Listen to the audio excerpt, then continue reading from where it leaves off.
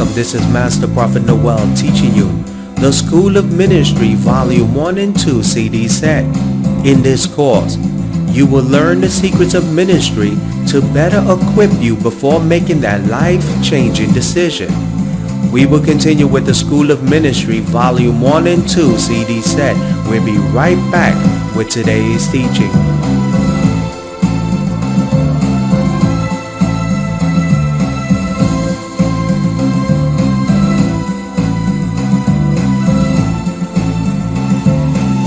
The School of Ministry Principle Number 1, Having the Right Spirit for Ministry. Many believers worldwide hear ministers speak of their great encounter with God in a dream, or a near-death experience they had, or a powerful vision that convinced them to enter full-time ministry. These ministers use their mystical experience to convince their members and followers that joined their church they were chosen by God and accepted the calling. Many of these so-called ministers won't tell you that the real reason they're in ministry is because they refuse to work a 9-to-5 job, and many of them have criminal records. The alarming fact about ministry is that many of the leaders in ministry have awakened to the fact that fleecing the sheep is more profitable than working a 9-to-5 job. Let me explain. In the 1980s and 90s, Pastor Robert Tilton used the Success in Life Christian show to convince thousands of believers to make a $1,000 vow that earned them over $80 million per year. This Christian minister, he quoted Bible scriptures and spoke in tongues as he used his position to minister to gain wealth. Well-known healing evangelist Todd Bentley is internationally known for preaching the name of Jesus and healing the sick. He will tell you his personal encounter with God that changed his life to fire up the crowds that attend his meetings, but Todd Bentley will never tell you that because of the many tattoos throughout his body, the sexual charges he has on his record, and the struggles with drug and alcohol addiction, he will never build wealth working a 9-to-5 job and turn to ministry to cash in. Many of the leaders in ministries today have the wrong spirit for ministry and use their influence and position to fleece their followers to tithe, to give donations, and to sow $1,000 seeds into their ministry that permits the man of God to live in abundance while the church followers live in lack. Now, before you choose to accept the calling into full-time ministry, you should examine your heart and ask yourself this question: do I have the right spirit for ministry? Now listen to this live prophecy I gave to this caller that reveals secrets about her life before she spoke a word. Listen closely to this live prophecy. How can I help you?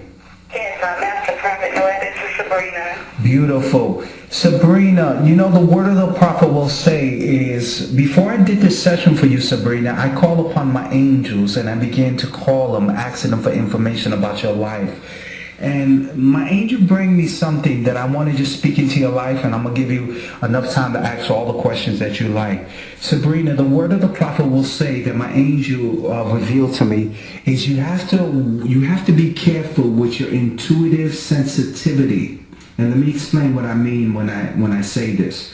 My angel keeps telling me that you're a very intuitive person. You have this natural ability where you begin to come into people's presence and you can feel the energy if they're lying, if they're telling you the truth. And my angel kept telling me that you must begin to master that intuitive ability, because I continue to see even the person you're involved with knowing that you know every time they get ready to make some move because you're very intuitive. And my angel kept telling me to tell you, Sabrina, that you must begin to use that gift and begin to learn how to master it, because I continue to see all around you, Sabrina, when I pray for you, a lot of energy that is around you because you're so intuitive, and you have to begin to wash the energy away from you. Let me give you an example, Sabrina. Your husband comes from outside and he's telling you all kind of stories. You stand in his presence and you look at him and you can begin to sense if he's telling you a lie. You intuitively connect with him. But what you're not understanding is that you have to learn how to control that intuition, because you begin to walk with the energy of the person you're connecting with.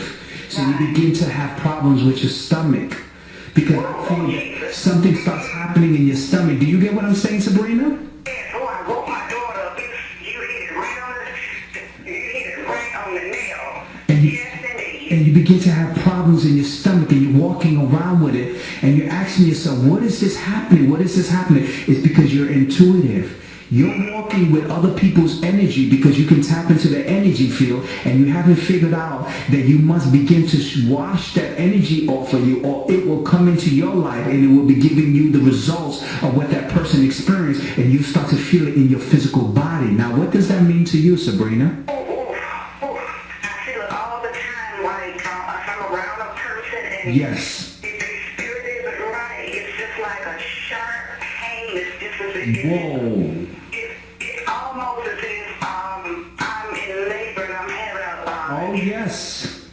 and it hurts so bad.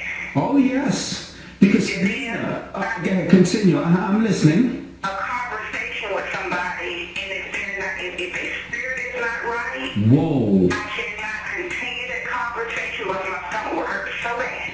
Whoa. It will hurt so bad. I was talking to someone one time, and I could not finish my conversation. I had to call Jesus real loud. Wow. You know, my stomach hurt me so bad. Now, Sabrina, did you tell me that information before I prophesied into your life? No, you did not. Definitely happened.